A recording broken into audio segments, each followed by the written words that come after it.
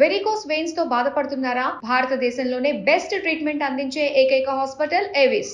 నమస్తే రమ్మగారు. నమస్తే జయ. రమ్మగారు 40+ దాటాక అన్ని విషయాల్లో మార్పు తెచ్చుకోవాలి. సహజంగా మనలో కూడా కొంత మార్పు వచ్చేస్తుంది కదండి.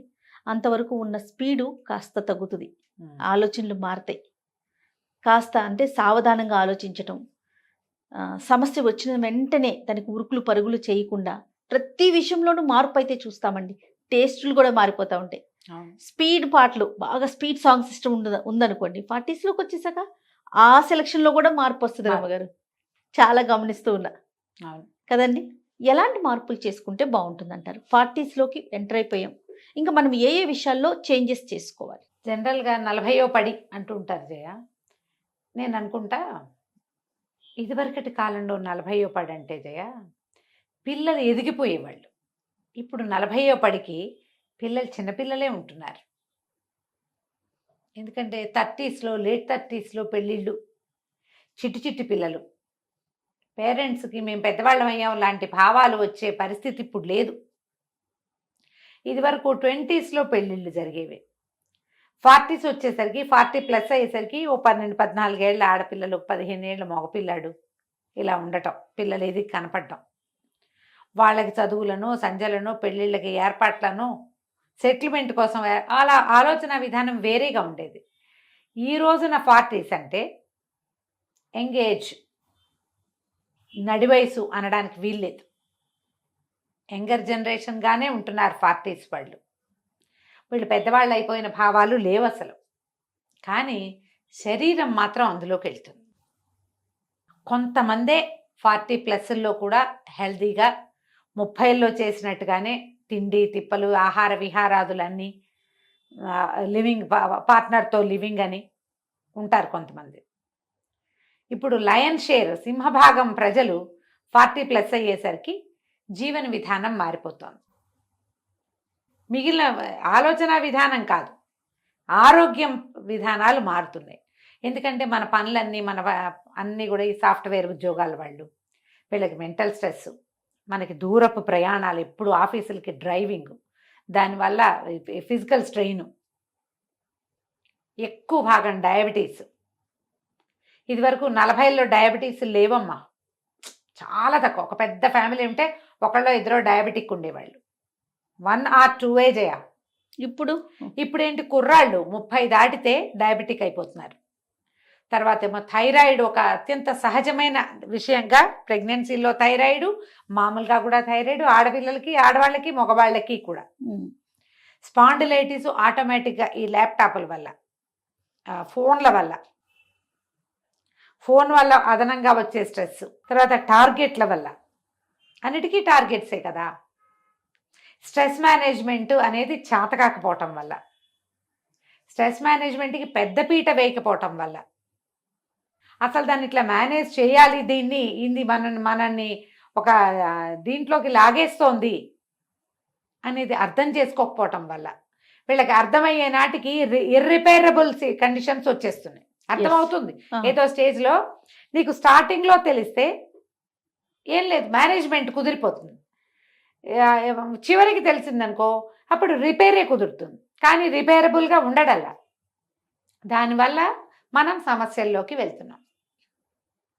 ముందు నుంచే వీళ్ళు కిడ్స్గా ఉన్నప్పటి నుంచి, లేదా అడాల్సెన్స్లో ఉన్నప్పుడు, టీనేజ్లో ఉన్నప్పుడు, యంగ్స్టర్స్గా ఉన్నప్పుడే ప్రతి వాళ్ళు స్పోర్ట్స్ ఎంతో కొంత, ఎక్సర్సైజు ఎంతో కొంత, స్ట్రెస్ మేనేజ్మెంట్కి ఏదైనా ఒక సొంత విధానం ప్రతివాడికి. అందరికీ మూకగా ఒకే ఉండదు, మూసపోతగా ఉండదు. అది మూకమ్మడిగా కాదు, ఎవరిది వాడిదే.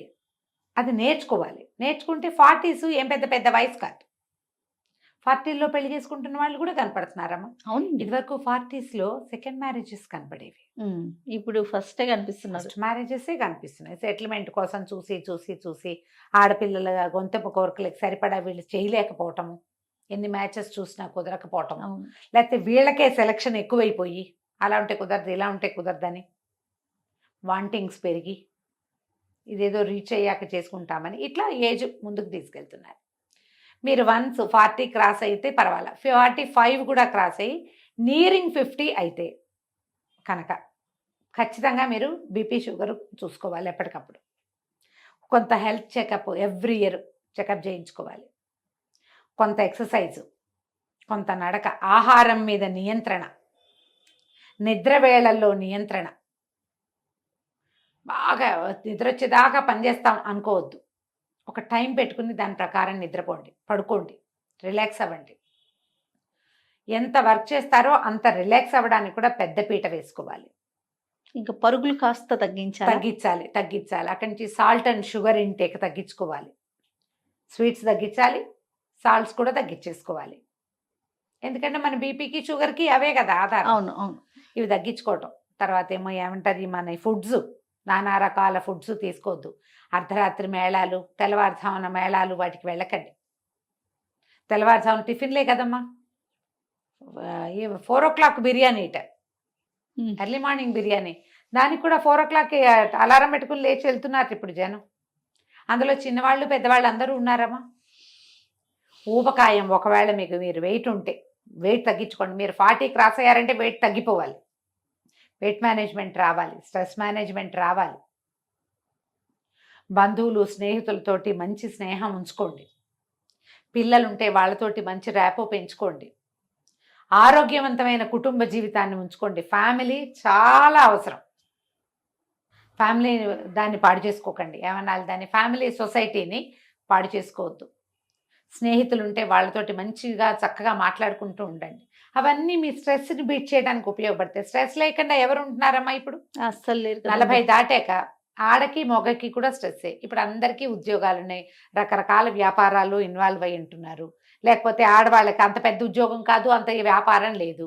పిల్లల స్ట్రెస్, పుట్టలేదని స్ట్రెస్ ఒకటి, పుట్టిన తర్వాత సరిగ్గా లేరని స్ట్రెస్, సరిగ్గా చదవట్లేదని స్ట్రెస్, సరిగ్గా ఎదగట్లేదని, వాళ్ళ బిహేవియరల్ ప్రాబ్లమ్స్, టీనేజ్ పిల్లల వల్ల స్ట్రెస్, పిల్లలు నుంచి సెపరేషన్ స్ట్రెస్ కూడా ఎక్కువ ఉంటుంది. పెళ్ళిళ్ళు అయ్యాక పెళ్ళిళ్ళ స్ట్రెస్, ఏదో ఒకదాన్ని మనం క్యారీ చేస్తూనే ఉంటున్నాం. మనకి పనులు లేవు, ఈ మాట అనకూడదు కానీ లేవు, నిజంగానే పనులు లేవు, ఇతరత్ర బాధ్యతలు లేవు. దీంతో పాటు మనం వ్యాపకాలు కూడా లేకుండా చేసుకుంటాం. ఉండదు, ఆ పిల్లలు తప్పిస్తే రెండో లోకం ఉండదు. వాళ్ళకేమో వేరే లోకాలు కనపడతాయి, మనం ఇక్కడ ఉండిపోతాం ఆడా మగ కూడాను. ఎంప్టీ నెస్ట్ సిండ్రోమ్ అంటారు, గూడు ఖాళీ అయిపోయిన భావన. అది కూడా 40sలో బాధిస్తుంది. ఆడవాళ్ళకి మేనోపాజు, మగవాళ్ళకి ఆండ్రోపాజు వస్తాయి. భార్యాభర్తలకి పెద్దగా అవగాహనలు ఉండవు, శారీరకమైన అవగాహనలు పోతాయి కదా. ఫిజికల్ థింగ్స్ తగ్గుతాయి 50s దగ్గర పడుతుండేసరికి. దాన్ని కూడా ఆరోగ్యవంతమైన physical and mental psychological relations ఉంచుకోవాలి. వదిలేసి మానేసి చిన్నప్పటిలాగా ఇప్పుడు ఏం చేస్తాం అలా అనుకోవద్దు. అండ్ మేము చాలా పెద్ద అయిపోయామనే ఫీలింగ్స్లో నుంచి బయటకు వచ్చేయండి. ఇంకా హాయిగా ఉండవలసిన రోజు ఇది అని పెట్టుకోండి. చాలామంది వృద్ధాప్యాన్ని మీదకి ఆహ్వానిస్తారు. ఇంకా అయిపోయింది, వచ్చేసింది, ఇంత వయసు వచ్చింది. మనం ఇలాగే 70 దాకా ఉంటాం. ఈ వయసు వచ్చిన భావాలు పెరుగుతూ ఉంటాయి మనతోటి. దానివల్ల మీరు ఇంకా వృద్ధాప్యపు భావాల్లోకి వెళ్ళిపోతారు ఎక్కువగా. మీరు యంగ్గా ఫీల్ అవ్వండి అంటే యంగ్స్టర్స్ వేసే వేషం వేయమని కాదు, ఉత్సాహంగా ఉండటానికి ప్రయత్నం చేయమని. పిల్లలు చేసే పనులు చేయలేం, మనం చేస్తే అసహ్యంగా కూడా ఉంటుంది కొన్ని అయితే. కానీ మీరు యాక్టివ్గా మీ క్రియల్ని మీరు యాక్టివ్గా చేసుకోవాలి. మీకు ఏ హ్యాబిట్స్ లేకపోతే, హెల్దీ హ్యాబిట్స్ ఉండి అంటే బ్యాడ్ హ్యాబిట్స్ లేకపోతే, ఏదైనా మంచివి కొత్తవి నేర్చుకోవడానికి ట్రై చేయండి. లేకపోతే ఎక్కువ కాలం బతుకుతాం. హ్యాబిట్స్ ఏమైనా బ్యాడ్ హ్యాబిట్స్ ఉంటే తొందరగానే అనారోగ్యాలు పాలైపోతాం. బతుకుతామేమో, ఆరోగ్యం పాడైపోతుంది అంతే. ఈ ఆరోగ్యం పాడయ్యేసరికల్లా మీకు ఫ్యామిలీ రిలేషన్స్ సరైనవి లేవనుకో, మిమ్మల్ని ఎవరు సపోర్ట్ చేస్తారు? ముందేం చేయాలి? ఫ్యామిలీ రిలేషన్స్ సరి చేసుకోవాలి. ఈ భార్యాభర్తలు కొట్లాడుకోవటం, ఏదో ఒక పాయింట్ మీదే అలా సెపరేషన్ అంటే ఏమనాలి, అభిప్రాయ భేదాలతోటే ఉండటం కాకుండా మన ఇద్దరం ఒకళ్ళకొకళ్ళం. పిల్లలు బయటకు వెళ్ళాక వైఫ్ అండ్ హస్బెండ్ రిలేషన్ని డెవలప్ చేసుకోండి. తీర్థయాత్రలు చేయండి, ఎక్కడికైనా వెళ్ళండి. విహారయాత్రలు కూడా చేయొచ్చు. ఎక్కడైనా తిరిగే అవకాశం ఉంటే తప్పకుండా తీసుకోండి. గ్రూప్స్లోకి వెళ్ళండి, పాత ఫ్రెండ్స్ని కలవండి. ఎవరికైనా వస్తామని చెప్తే వాళ్ళు వచ్చేదాకా ఆగదు, మీరెళ్ళు, మమ్మల్ని పిలవలేదు, మాకు పిలుపు లేదు, ఇలాంటి భావాలకు వెళ్ళబోకండి. మీరే వెళ్ళిపోండి. ఒక అడుగు ముందేయండి, ముందుకు వేసుకోండి ఎప్పుడు కూడా. అన్నింట్లోనూ. పిలుపులు చాలలేదు, మర్యాద చాలలేదు, ఇలాంటి భావాల్లోకి వెళ్ళకండి. మీ తర్వాత మర్యాద ఇచ్చే సమయానికి వాళ్ళే ఉండకపోతే కరోనాలో అలా ఎన్నైనా చేయ అవునండి. కదా. తర్వాత హార్ట్ హెల్త్ అని ఇదని చెప్తున్నారు మనకు అన్ని. అందుకని సాధ్యమైనంత ఆకుకూరలు, నట్స్, పళ్ళు, ఫ్రెష్ ఫ్రూట్స్, స్వాభావికమైన ఆహారం అంటే ఈ టిన్డ్ ఫుడ్, ప్యాక్డ్ ఫుడ్ కాకుండా రోడ్ సైడ్ ఫుడ్స్కి వెళ్ళబోకండి. ఎప్పుడైనా మనం ప్రయాణాల్లో ఉన్నప్పుడు అత్యవసరంగా తింటాం, తప్పదు. మనం ఏదో ట్రిప్స్లో ఉన్నాము, బయట తినాల్సి వస్తాం. ఇంటికి వచ్చాక ఇంక తినకండి, మళ్ళీ హెల్తీ లివింగ్లోకి వచ్చేస్తూ ఉండండి. చక్కగా శుభ్రమైన స్నానం చేయటం, పాతకాల పద్ధతి ప్రకారం చక్కగా ఒంటికి నలుగు పెట్టుకుని స్నానాలు చేయటం, తలంటి పోసుకోవటం, ఇవన్నీ రిలాక్సేషన్ మెథడ్స్. అవును. మీ తరహాలో ఏదో ఒక రిలాక్సేషన్ మెథడ్ని కనిపెట్టండి.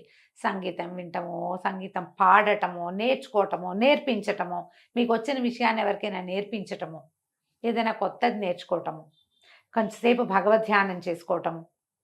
మాకేం ప్రాబ్లమ్స్ లేవు, మేమెందుకు దేవుడికి దండం పెట్టాలంటారు ఒక్కొక్కళ్ళు. ప్రాబ్లమ్స్ అక్కర్లేదు దేవుడికి దండం పెట్టడానికి, అవసరం లేదు.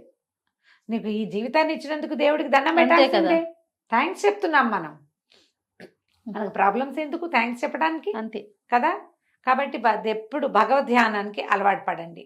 ఒక ఏజ్ వచ్చాక ఏదో ఒక మెడిటేషనో, ఒక ప్రాణాయామమో, ఒక భగవద్ధ్యానమో, ఒక దేవాలయ దర్శనమో, ఒక పర్ఫెక్ట్ రొటీన్, దాన్ని ఫాలో అవ్వండి. హెల్తీగా తింటాం, వేళకి విశ్రాంతి తీసుకోవటం, వేళకి నిద్రపోవటం, ఇలాంటి వాటిలో కనుక మనం వెళ్ళామంటే ఆఫ్టర్ 40s హెల్తీగా ముందుకెళ్తాం మనం. రైట్. ఇది నేను 40 అని పూర్తిగా చెప్పటం లేదు జయ, 40 కాదు 45, నియరింగ్ 50 అయిన వాళ్ళకే ఈ సూత్రాలు. ఇప్పుడు మనకు కొంచెం స్పీడప్ అయింది, మీరు చాలా స్ట్రెస్ లెవెల్స్ ఉన్నాయి, మీకు నిద్ర పట్టట్లేదు, మీకు అన్నం సాయించట్లేదు, ఏం తిన్నా అరగట్లేదు అంటే మీరు ఏదో అనారోగ్యం గుండా వెళ్తున్నట్టు. ఇమీడియట్గా డాక్టర్ చెకప్ ఏదైనా తీసుకోవాలి. ఖచ్చితంగా ఒక డాక్టర్ని మీ ఫ్యామిలీ ఫ్రెండ్గా ఉంచుకోండి. అని ఫోన్ చేసి మీ పరిస్థితి చెప్పగలిగే ఇది అవకాశం మీకు ఎప్పటికీ అవసరమే. దానికోసం ఏం చేయాలమ్మా, మానవ సంబంధాలు మెరుగుపరుచుకోవాలి. అంతే. మీరు మానవ సంబంధాలు మెరుగుపరుచుకుంటే మీ లేట్ ఏజ్ హాయిగా వెళ్ళిపోతుంది. నమస్తే. నమస్తే జయ.